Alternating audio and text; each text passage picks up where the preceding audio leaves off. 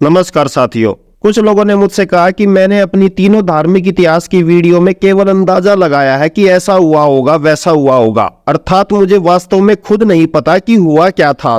तो फिर वो मेरा यकीन क्यों करे, मैं गलत भी तो हो सकता हूँ। तो भाई यहाँ मैं कहना चाहूंगा कि इतिहास के बारे में कोई भी पूरी तरह से सच नहीं जान सकता, हम हमेशा अंदाजा ही लगाते हैं। आप सोच रहे होंगे कि मैं ये कैसे कह रहा हूँ। इंटरनेट, विकिपीडिया, इतिहास की किताबें, ऑटोबायोग्राफी, इतने सारे सबूत है इतिहास के बारे में जानने के, तो चलो उन सबूतों पे ही बात कर लेते हैं। ये तो आप सबको पता है कि नए संविधान भवन के निर्माण पर जब मोदी ने संविधान की पुरानी कॉपी पेश की जिसमें समाजवाद और धर्मनिरपेक्ष शब्द नहीं थे, तो ये आवाज उठी कि मोदी संविधान बदलना चाहता है। तब जवाब में मोदी भक्तों ने ये कहा था कि बाबा साहब ने खुद संविधान को जलाने की बात की थी, अगर मोदी भी बदलना चाहता है तो प्रॉब्लम क्या है। और आप इंटरनेट पर चेक कर लो, हजारों वेबसाइट ऐसी मिल जाएंगी जिसमें बाबा साहब के संविधान जलाने की बातें लिखी हुई है, जबकि ये पूरी तरह से झूठ है। बाबा साहब ने संविधान जलाने की बात कभी नहीं कही थी, बल्कि ये कहा था कि मैं यहाँ पर संविधान की अच्छाइयां गिनाने नहीं जाऊंगा, क्योंकि मुझे लगता है कि संविधान कितना भी अच्छा क्यों ना हो, वो अंततः बुरा साबित होगा अगर उसे इस्तेमाल में लाने वाले लोग बुरे होंगे, और संविधान कितना भी बुरा क्यों ना हो, वो अंततः अच्छा साबित होगा अगर उसे इस्तेमाल में लाने वाले लोग अच्छे होंगे। अब अगर संविधान जलाने की बात कही होती तो उसकी वीडियो भी होनी चाहिए थी ना, संसद में सब कुछ रिकॉर्ड होता था। जब ये वीडियो है तो जलाने की वीडियो क्यों नहीं है? सभी वेबसाइट पर सिर्फ जलाने की बातें ही क्यों लिखी हुई है? और आपने ध्यान दिया हो तो ये सभी वेबसाइट 2014 के बाद ही बनी है, ना कि पहले। खैर, मैं सिर्फ ये कहना चाहता हूँ कि 2000 रुपए में वेबसाइट बनती है जिस पर आप जो चाहे वो डाल सकते हैं। तो ऐसा नहीं है कि वेबसाइट पर नेट पर कुछ लिखा हुआ है तो वो बात सच हो गई। आज के टाइम में सबसे ज्यादा झूठ फैलाने का काम तो यूट्यूब, फेसबुक और ये वेबसाइट ही कर रही है।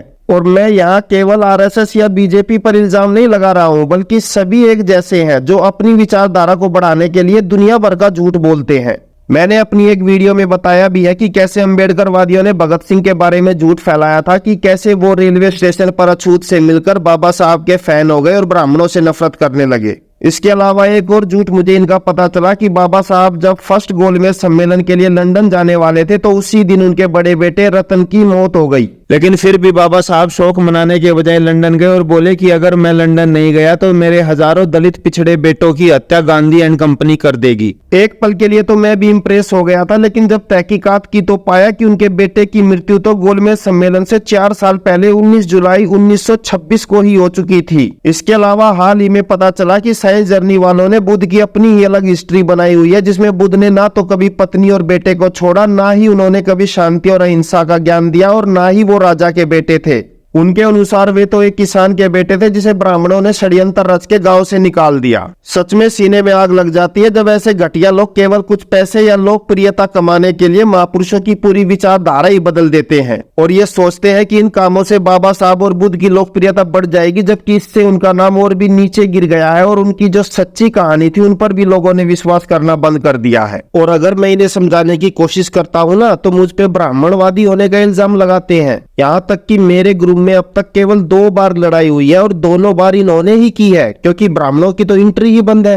अंत में मुझे अपनी फेसबुक आईडी पर स्पष्ट रूप से लिखना पड़ा कि जय भीम वाले और धार्मिक दोनों ही दूर रहे, क्योंकि ये दोनों ही एक जैसे हैं, मुझे इनमें कोई अंतर दिखाई नहीं देता। यहाँ मैं ये भी स्पष्ट कर दूं कि बाबा साहब को दिल से मानता हूं, लेकिन अम्बेडकरवादियों को नहीं। बाबा साहब के नाम पर किस प्रकार लोगों को बहलाने और अपनी गंदी राजनीति का खेल खेल रहे हैं वो अब किसी से छुपा नहीं है, और वास्तव में हम ही उनका सपना पूरा करने की कोशिश कर रहे हैं, जाति, धर्म और पूंजीवादी समाज रहित नास्तिक नगर बसाकर, जो समाजवाद और धर्मनिरपेक्ष विचारधारा का समाज है। और ज्यादा जानकारी के लिए लिंक आई बटन और डिस्क्रिप्शन में दिया हुआ है। खैर, मैं ये बताना चाहता था कि इंटरनेट, यूट्यूब, फेसबुक पर कुछ भी डालने से चीज सच नहीं हो जाती। अब आप कहेंगे कि विकिपीडिया पर तो चीज सबूत दिखाने के बाद डाली जाती है, वहां तो सच होगी। तो मेरे बोले दर्शक, विकिपीडिया पर सबूत दिखाकर डाटा डाला जरूर जाता है, लेकिन वो सबूत सच है या झूठ इससे कोई मतलब नहीं है। वो बस दुनिया की सारी जानकारी एक जगह डालने का काम कर रहे हैं। उदाहरण के लिए जैनियों ने अपने ग्रंथ दिखाए और लिखवा दिया कि प्रथम तीर्थंकर ऋषभ देव की उम्र 592 खरब साल से भी ज्यादा है। अब आप खुद सोचो, किसी की उम्र 592 खरब साल कैसे हो सकती है, जबकि पृथ्वी खुद 4.5 अरब साल पहले बनी है।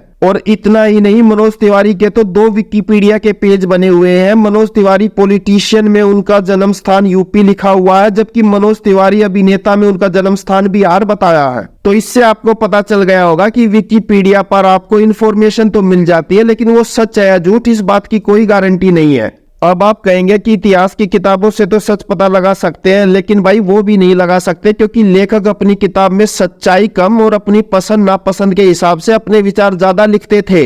आप खुद सोचिए कि अगर आनंद बुद्ध के बारे में कुछ लिखेंगे तो क्या वो उनकी बुराई लिखेंगे? यहाँ तक कि मैं भी अगर भगत सिंह और बाबा साहब के बारे में लिखूंगा तो केवल उनकी अच्छाई ही लिखूंगा। इसके अलावा राजा के बारे में कुछ भी गलत लिख देते तो राजा गर्दन भी कटवा सकता था, इसीलिए उसके डर से लेखक हमेशा राजा की बड़ाई, दयालुता और वीरता के किस्से ही लिखते थे। और इसी प्रकार कुछ लेखक उनके विरोधी भी होते थे, जो हमेशा राजा के बारे में तानाशाही, भ्रष्टाचारी और अय्याश होने जैसे आरोप लगाते थे। और उस समय में ही क्यों, आज के समय में देख लो, मीडिया अगर किसी सीएम पीएम की बड़ाई दिखा रही है तो क्या वो वास्तव में महान है, या जबरदस्ती मीडिया उसके डर से सब कुछ दिखा रही है? अब आज के समय में सब कुछ हमारे आगे हो रहा है तो हमें सच्चाई पता है, लेकिन जब 100 सालों बाद हम इतिहास हो जाएंगे तो जो न्यूज में दिखाया है वही सच माना जाएगा। तो इस प्रकार इतिहास की किताबों से भी हम वास्तविक इतिहास का पता नहीं लगा सकते, सिर्फ एक मोटा मोटा अंदाजा ही लगा सकते हैं। इसके अलावा इतिहास की किताबों में एक बड़ी कमी ये भी है कि ये घटना होने के 50-100 सालों के बाद लिखी जाती थी।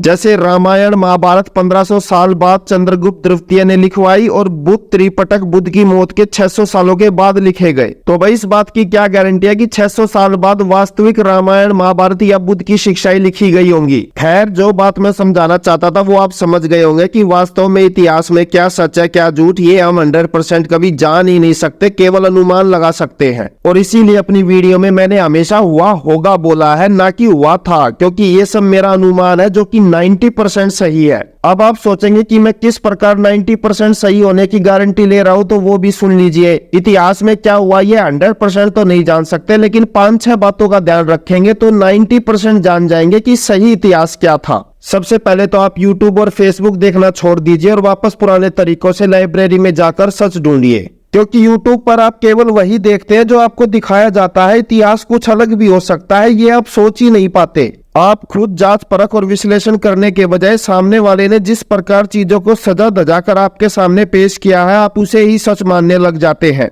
और इस प्रकार 99% आप झूठ ग्रहण करते हैं, क्योंकि मुश्किल से कोई 1% यूट्यूबर होगा जो सही मायने में पैसे कमाने की ना सोचकर सच बताने के लिए वीडियो डालता होगा। दूसरी बात, जब भी आप लाइब्रेरी में जाए तो कभी भी किसी राजा की एक किताब ना पढ़े, उसके पक्ष और विपक्ष की 7-8 किताबें पढ़े, तभी आप वास्तविक सच जान पाएंगे कि वो अच्छा था या बुरा। क्योंकि अगर एक बुक पढ़ेंगे तो हो सकता है कि उसमें लेखक ने सच नहीं बल्कि अपनी राय भर रखी हो। तीसरा, केवल बुक मत पढ़ो, बुक के लेखक के बारे में भी पढ़ो कि वो किसको पसंद करता है, उसकी कैसी सोच है और वो कौन कौन सी कैसी कैसी किताबें लिख चुका है।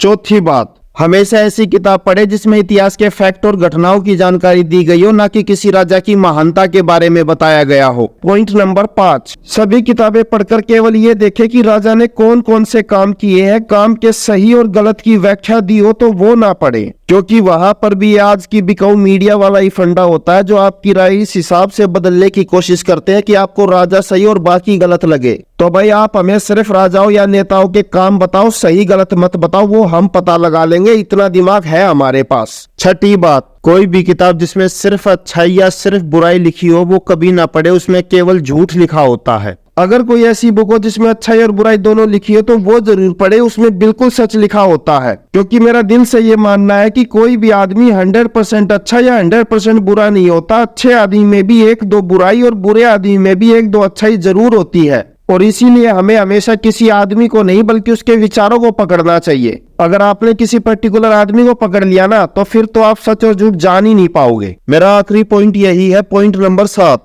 इन सब बातों के बाद 90% संभावना है कि आपके सामने बिल्कुल सच आएगा और आप वादा करो कि उसे दिल से स्वीकार करोगे, ना कि अपने विचारों के अनुसार उसमें फेर बदल करोगे। क्योंकि समस्या यही होती है, सच हमेशा हमारे सामने होता है, लेकिन हमारी मान्यताएं या हमारे महापुरुषों की छवि ना गिर जाए, इसीलिए हम उसे स्वीकार ही नहीं करना चाहते। जैसे रामायण और महाभारत किसी भी तरह सच हो ही नहीं सकती, लेकिन अपनी मान्यताओं की वजह से धार्मिक लोग ये मानना ही नहीं चाहते कि ये झूठ है।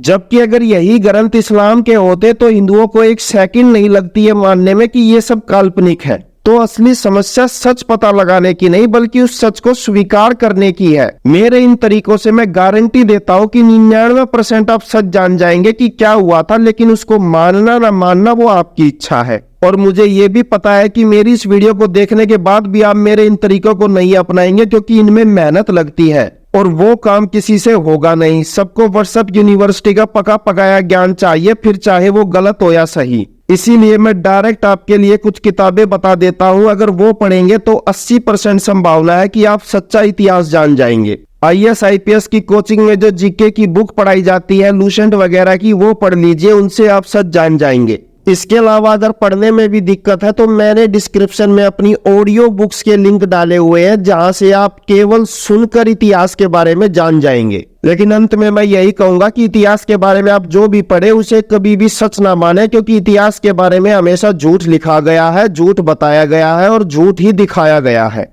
वो मूर्ख होते हैं जो इतिहास को लेकर लड़ते रहते हैं। हम में से किसी को भी कुछ नहीं पता कि 3000 साल पहले क्या हुआ था। यहाँ 50 सालों में ही चीजें 10 बार बदल जाती है, 3000 सालों में तो सैकड़ों बार बदली होंगी। तो मेरा सभी नास्तिकों से और स्पेशल जय भीम वालों से यही अनुरोध है कि इतिहास पर लड़ना छोड़ दे और आगे बढ़कर अपने भविष्य को बेहतर बनाने के लिए लड़े। हम विज्ञान से ज्यादा इतिहास की बात करते हैं, इसीलिए समाज में सच से ज्यादा झूठ भरा हुआ है। जितना समय हम इतिहास के बारे में बातें करने में व्यर्थ करते हैं, अगर उसका आधा समय भी भविष्य को बेहतर बनाने में लगाए तो अब तक हमारी सभी समस्याएं खत्म हो चुकी होती। इसीलिए इतिहास में मत रहो। अगर इतिहास में रहोगे तो सिवाय दुखों के और कुछ नहीं मिलेगा। अगर कोई आपका जीवन बेहतर बना सकता है तो वो है केवल विज्ञान और भविष्य के प्रति आपकी तैयारी। तो इसी नोट के संग ये है आज का अंत। मिलते हैं अगली वीडियो में, तब तक के लिए जय हिंद, जय भारत, जय विज्ञान, इनकलाब जिंदाबाद।